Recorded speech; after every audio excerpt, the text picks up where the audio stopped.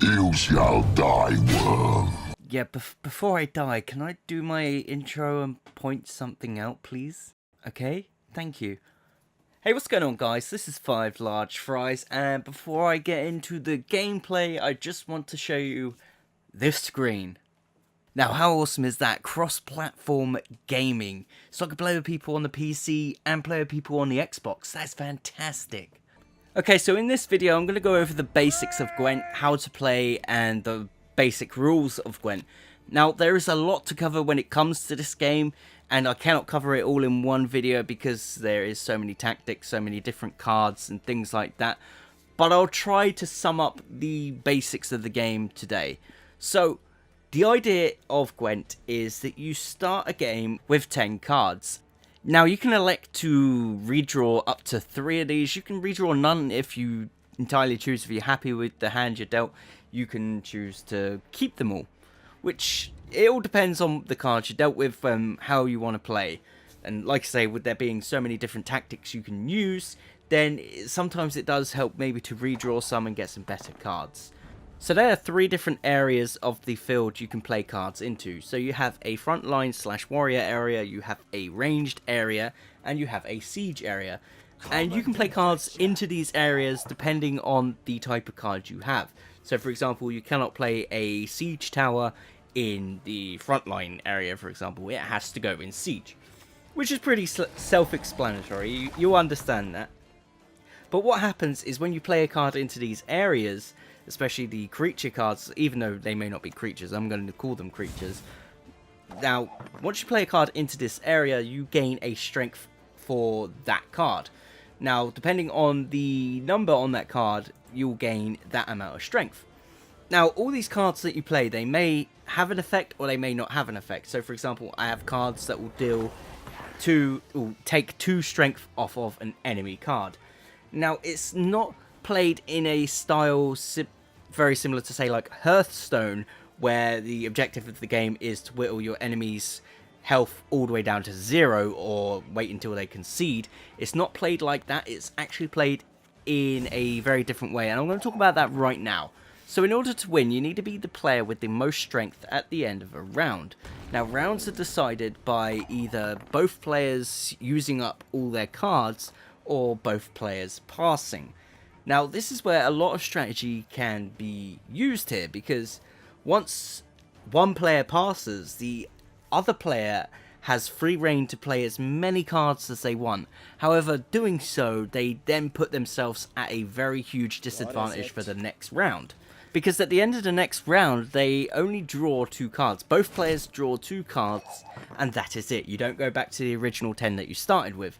So you could, if you wanted to, burst out all the strength cards that you have to win the first round, and wait on the luck of the draw of the next 2 cards. Or you could play it tactically. You could let the guy win the first round, you know, make him use all his strong cards to counter some of yours, and then hit him with your higher strength cards, which is absolutely crazy. And obviously as well, you have these cards that affect a certain row. So for example, you'll have weather cards that will maybe reduce the strength of every card in a... You're going to hear that word card so much, I do apologise. But it will lower the strength of everything in a certain field. So for example, if I play a weather card in, say, the siege area, anything played in that siege area may get reduced to 1 attack, or 1 strength even. The other thing as well is you also have leader cards. Now, these leader cards are a card that you can only use once per match. Now, these can drastically affect the play of the game. For example, the card that I have spawns 2 7/7 warriors on the field. But then the effect of the cards that it spawns drops the strength of those 7/7s to 5s. So I've now spawned 2 5s on the field, therefore increasing the amount of strength I've just played with that one card to 10, which is very good.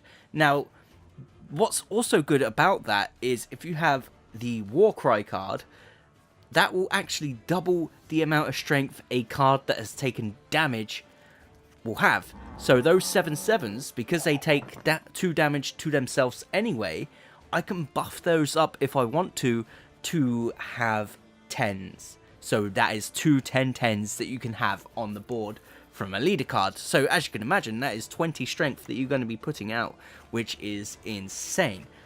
Now the other thing you need to know as well is that each deck has a certain, I would call it an ability.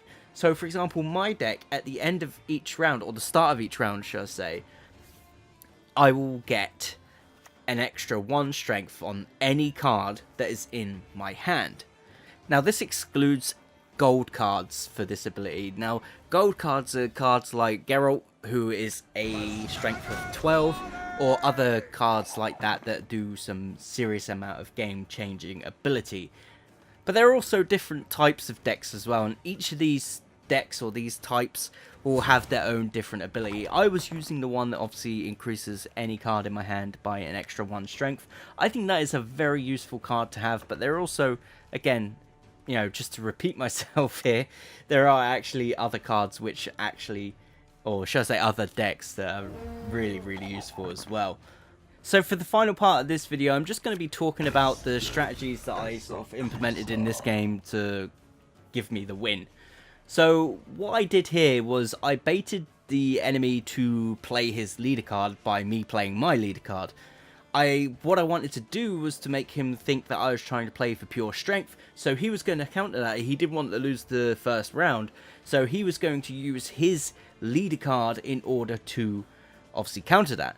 Now you can see me deliberating on whether to use one of my cards here, and what this card that I was deliberating here, the adrenaline rush here, what this would have done is it would have allowed me to keep one of my cards on the field for the next round. Now I decided not to use it, and I passed the turn and let the enemy have the win for the first round here, because the prize cow would now go to the graveyard, which then means the effect of it will come into play and it will give me a new monster.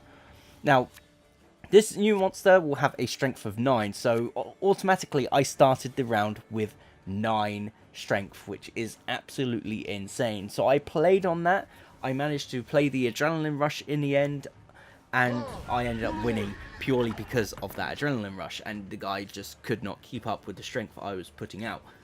Now some of the other cards, as you can see, they got buffed up because of the beginning of the round there. So for example, I have the ship that you can see in the bottom, maybe bottom right now, right next to Geralt, which is a siege card, which I would play later on.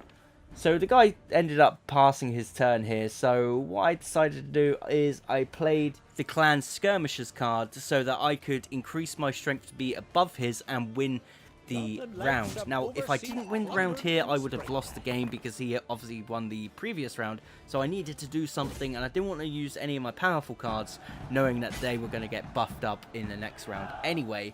So I decided to go ahead and play the clan skirmishers, but I also played the adrenaline rush so that I could keep the 9 strength card on the board and just absolutely dominate in strength for the final round. Now don't forget, when I say that my cards were being buffed at the beginning of the round, it is purely because of the deck that I was using.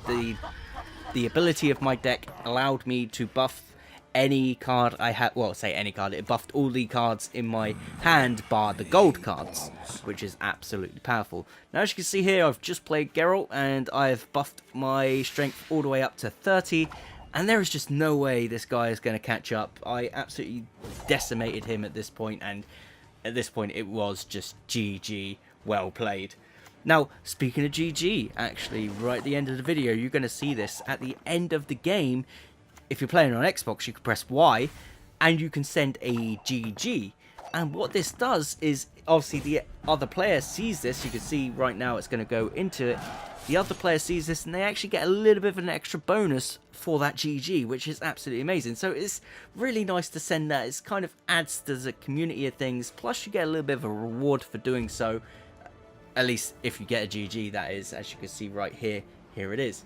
Okay, if you enjoyed this video, don't forget to drop a like on it, subscribe if you're new, and I shall see you in the next video.